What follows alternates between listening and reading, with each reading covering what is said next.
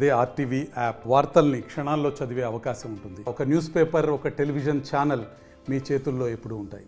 Party అధ్యక్షురాలు సోనియా గాంధీ ఎదిరించి సొంతంగా పార్టీ పెట్టుకొని ఆ పార్టీని మొత్తం రాష్ట్రమంతా విస్తరించిన ఘనత మా మహానాయకుడు వైఎస్ఆర్సీపీ అధ్యక్షులు జగన్మోహన్. ఈరోజు మా మీద ఎంతో ప్రేమ, ఆప్యాయత, గౌరవంతో మాకు ఈరోజు ఈ పదవినిచ్చారు.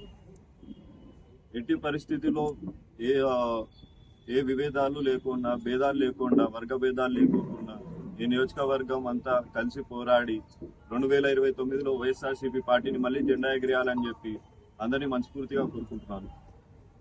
మా కోసం కష్టపడ్డ నాయకులు కావచ్చు, లేకపోతే మా పల్లెల్లో అభిమానులు కావచ్చు, వైఎస్ఆర్ కుటుంబీకులు అందరూ కష్టపడ్డ వాళ్ళందరికీ చేతునెత్తి నమస్కరిస్తున్నారు.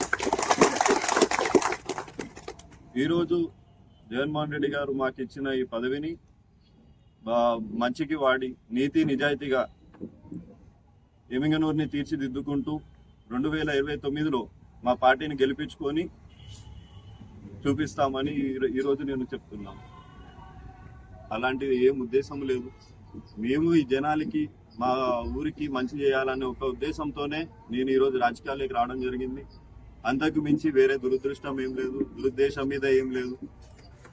ఎల్లప్పుడూ అందరినీ కలుపుకొని వర్గాలు భేదాలు లేకోకుండా అందరు కుటుంబంగా చూసుకుంటూ వెళ్తామని చెప్పి ఈరోజు తెలియజేస్తున్నాం.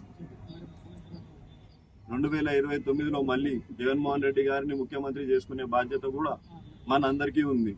అందరూ కష్టపడతాం. 2029లో విజయం అన్నది.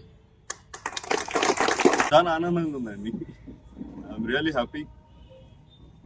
మా జనాలు కానీ, మా కుటుంబ సభ్యులు అకౌంట్ ఇక్కడ ఉన్నారు, అందరూ వైఎస్ఆర్ కుటుంబ సభ్యులు, మా నాయకులు, వీళ్ళందరి సహకారం లేనిదే ఈరోజు నాకు ఈ పదవి వస్తుందని నేను అనుకోవడం లేదు.